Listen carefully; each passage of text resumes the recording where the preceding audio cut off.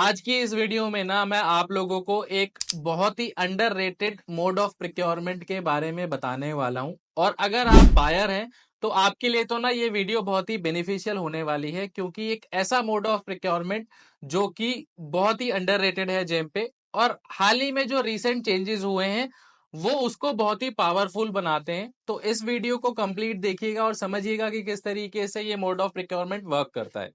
Hello everyone, welcome back. कैसे हैं आप लोग? आशा करता हूं सब अच्छे होंगे और मस्त होंगे।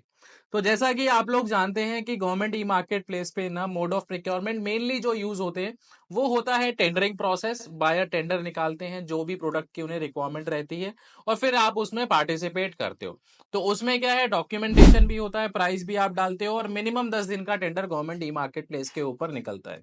दूसरा एक फंक्शनैलिटी बायर को दी गई है डायरेक्ट परचेज की, कि बायर 10 लाख तक की procurement directly government e market place से कर सकते हैं, कंपैरिजन करके कर सकते हैं। 50,000 तक की है तो डायरेक्टली ऑर्डर प्लेस कर सकते हैं। PBP notice, push button procurement, एक ऐसा मोड ऑफ प्रोक्योरमेंट है जो कि गवर्नमेंट ई मार्केट प्लेस पे अवेलेबल तो है लेकिन बहुत ही कम यूज होता है। क्यों कम यूज होता है उसके बारे में जानेंगे, किस तरीके से ये आपके लिए यूजफुल हो सकता है उसके बारे में जानेंगे। और बहुत ही कम लोग इसके बारे में बात करते हैं, बट मुझे ऐसा लगता है कि अगर इसे आप यूज करेंगे तो बहुत अच्छा बिजनेस आप जनरेट कर सकते हैं। जो सेलर्स हैं प्लस बायर्स हैं वो भी अपनी प्रोक्योरमेंट है इसे करके काफी इजी कर सकते हैं। अब पहले क्या होता था ना, ये पुश बटन प्रोक्योरमेंट जो है उससे आप खाली 1 लाख रुपए तक की प्रोक्योरमेंट कर पाते थे जो भी बायर है। बट अब गवर्नमेंट ई मार्केट प्लेस पे अपडेट हो गया है और इस लिमिट को ना एनहांस कर दिया गया है। 1 लाख से बढ़ाकर 5 लाख तक कर दिया गया है। अब 5 लाख तक की प्रोक्योरमेंट आप गवर्नमेंट ई मार्केट प्लेस से पुश बटन प्रोक्योरमेंट के थ्रू कर सकते हो। अब पुश बटन होता क्या है, पुश बटन प्रोक्योरमेंट कहां पे एप्लीकेबल होता है? देखिए, पुश बटन प्रोक्योरमेंट एक मोड ऑफ प्रोक्योरमेंट है गवर्नमेंट ई मार्केट प्लेस के ऊपर, जिसे यूज करके आप उन आइटम्स को प्रोक्योर कर सकते हो जो आप डायरेक्ट परचेज करना चाहते हो। बट जब आप डायरेक्ट परचेज करने जा रहे हो ना और कहीं पे आपको हिचक है कि यहाँ पे जो L1 प्रोडक्ट आ रहा है और उसका जो प्राइस आ रहा है वो ज्यादा है या कम है, आपको पता है या फिर या आपको लग रहा है कि ये रीजनेबल नहीं है और आप वेरीफाई करना चाहते हो, तो मोस्ट ऑफ द केसेस में आप क्या करते हो, टेंडर निकालते हो ताकि आपको एक अच्छा कंपटीशन मिले और एक हेल्दी पार्टिसिपेशन उसमें सेलर्स पार्टिसिपेट करें और आपको एक बेस्ट प्राइस निकल के आए। बट आप जब टेंडर निकालते हो ना तो 10 दिन के लिए वो टेंडर निकलता है, प्लस उसमें डॉक्यूमेंटेशन भी होता है और काफी सारा टाइम उसमें लग जाता है। बट पुश बटन प्रोक्योरमेंट क्या है, एक नोटिस मार्केट में निकल जाता है जो कि जितने भी सेलर्स हैं उनको इनवाइट करता है कि भैया आपकी प्रोडक्ट से रिलेटेड पीबीपी नोटिस निकला है, आप इसमें पार्टिसिपेट करिए। तो इसकी खूबसूरती क्या है कि बायर ना इसे मिनिमम 3 दिन के लिए निकाल सकते हैं और मैक्सिमम 6 दिन के लिए पीबीपी नोटिस को निकाल सकते हैं। बायर चाहे तो 3 दिन से कम का नोटिस नहीं निकाल सकते और 6 दिन से ज्यादा का नहीं निकाल सकते। तो एक शॉर्ट ड्यूरेशन में अच्छी प्रोक्योरमेंट करने का आपको ऑप्शन मिलता है। दूसरी अच्छी बात क्या है कि इसमें कोई भी डॉक्यूमेंटेशन वर्क नहीं होता। सिंपल आपको क्या करना है, जो भी बायर ने प्रोडक्ट मांगा है उसके अकॉर्डिंग प्रोडक्ट देना है, अपना प्राइस देना है और सबमिट कर देना है।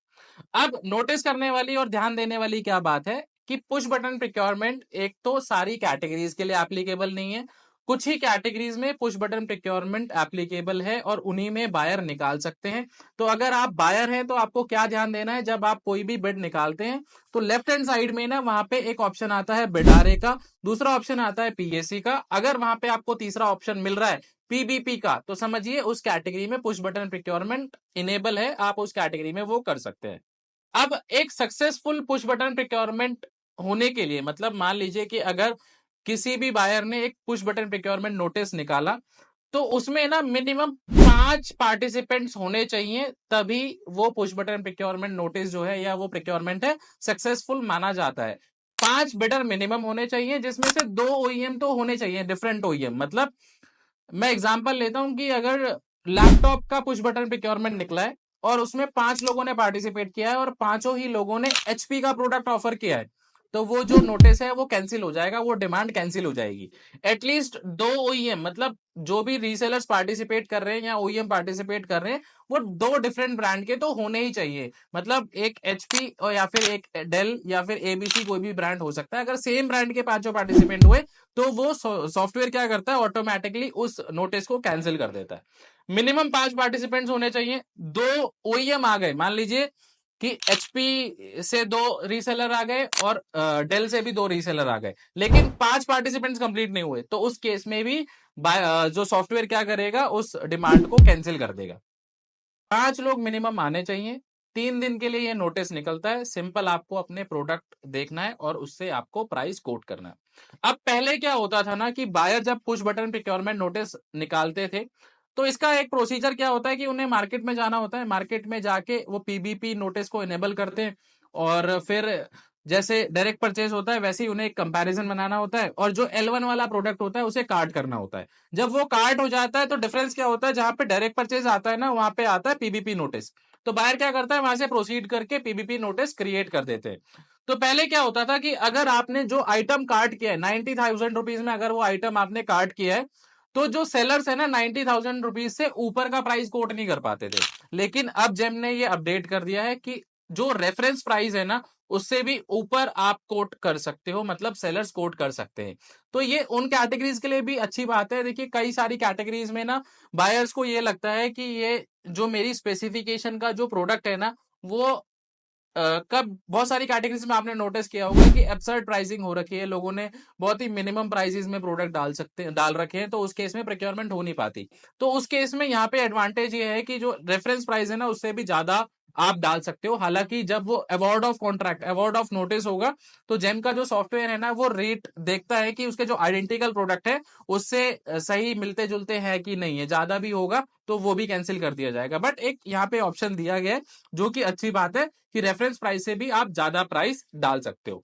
तो ये जो मोड ऑफ प्रिक्योरमेंट है ना, आप लोग यूज कर सकते हो 5 लाख तक की प्रिक्योरमेंट के लिए, जहां पे आपको बेनिफिट ये मिलेगा जो बायर्स है कि वो 3 दिन के अंदर प्रिक्योरमेंट कर पाएंगे। सेलर्स के लिए भी काम इजी है कि अपना खाली प्रोडक्ट दिया, प्राइस दिया बेस्ट, और उसको सबमिट कर दिया। दूसरी अच्छी बात क्या है कि बायर चाहे तो विदाउट कोई इंटरवेंशन, मतलब पीबीपी नोटिस के लिए एक ऑप्शन ऐसा भी दिया गया है कि अगर वो सक्सेसफुल हो जाता है तो सॉफ्टवेयर क्या करता है, ऑटोमेटिकली ऑर्डर प्लेस कर देता है। तो आइए समझाता हूं कि अगर आप एज अ रीसेलर है या फिर सेलर है, तो पीबीपी नोटिस आपको कहां लोकेट करना है अपनी आईडी में, और किस तरीके से आप उसे पार्टिसिपेट कर सकते हो। बहुत ही इजी प्रोसेस है। चलते हैं स्क्रीन पे और समझते हैं। स्टार्ट करने से पहले ना एक और इंपॉर्टेंट चीज बता देता हूं कि पुश बटन प्रिक्योरमेंट को अगर आपने एक बार पार्टिसिपेट कर लिया ना, तो ना ही आप उसे विड्रॉ कर सकते हो, ना ही उसे आप कैंसिल कर सकते हो। जैसे कि एक नॉर्मल टेंडर आप पार्टिसिपेट करते हो ना, तो वहां पे आपको 3 चांसेस मिलते हैं विड्रॉ करने के और रीपार्टिसिपेट करने के। बट पुश बटन प्रिक्योरमेंट अगर एक बार आपने पार्टिसिपेशन दे दिया, तो आप उसे विड्रॉ नहीं कर सकते। किस तरीके से पार्टिसिपेशन होता है वो समझते हैं।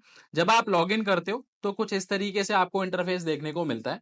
यहाँ पे बिड्स के साथ में ना पुश बटन प्रिक्योरमेंट का ऑप्शन आपको देखने को मिलता है। इस पे आप क्लिक करोगे तो सॉफ्टवेयर क्या करेगा, आपकी जितनी भी कैटेगरीज हैं, जिस भी कैटेगरी से रिलेटेड आपने कैटलॉग अपनी प्रोफाइल में बना रखा है, उससे रिलेटेड जो भी पुश बटन प्रिक्योरमेंट आपके कैटेगरी के अंदर अवेलेबल है, वो आपको इस सेक्शन में दिखाता है, जैसे कि यहाँ पे आपको देखने को मिल रहा है।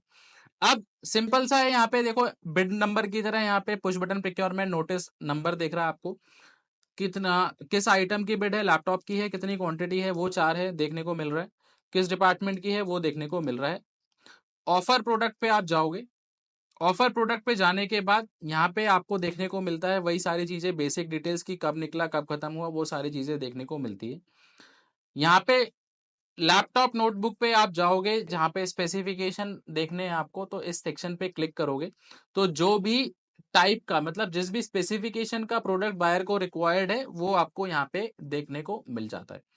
अब नीचे स्क्रॉल करके जब आप आते हो तो यहाँ पे आपको प्रोडक्ट ऑफर करने का ऑप्शन मिलता है, जैसा आपको बिड के अंदर ऑफर करने को मिलता है। तो यहाँ पे सिंपल आपको क्या करना है, जैसे आप बिड पार्टिसिपेशन के लिए प्रोडक्ट ऐड करते हो ना अपनी प्रोफाइल में बायर की रिक्वायरमेंट के अकॉर्डिंग, सेम उसी तरीके से आपको बायर की रिक्वायरमेंट के अकॉर्डिंग जो भी प्रोडक्ट आप यहाँ पे ऑफर करना चाहते हो, सेम टेक्निकल पैरामीटर्स पे वो आपको ऐड करना होता है। जब वो प्रोडक्ट क्रॉल हो जाता है, फेच हो जाता है, तो वो इस सेक्शन में आपको देखने को मिल जाता है।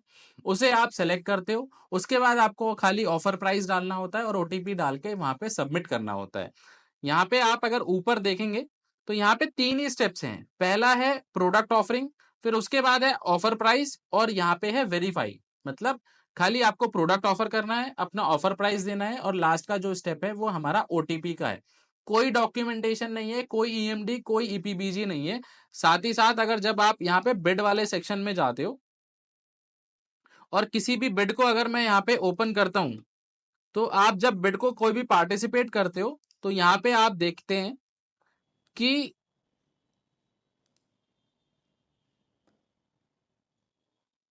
यहाँ पे जो स्टेप्स आते हैं ना, वहां पे आप देखेंगे स्टेप्स की कैटलॉग का आ रहा है, फिर ऑफर प्राइस का आ रहा है, अपलोड डॉक्यूमेंट का आ रहा है, ईएमडी ईपीबीजी का आ रहा है और फिर वेरिफिकेशन का आ रहा है। तो ये जो 2 स्टेप्स है ना, ये पुश बटन प्रोक्योरमेंट में नहीं होते। खाली आपको प्रोडक्ट ऑफर करना है, प्राइस डालना है और ओटीपी डाल के वेरीफाई करना है। सिंपल सा प्रोसेस है। इस तरीके से आप इजीली पार्टिसिपेट कर सकते हो। तो ये था हमारा आज का वीडियो पुश बटन प्रोक्योरमेंट के ऊपर। आपको कैसा लगा मुझे कमेंट करके जरूर बताइएगा।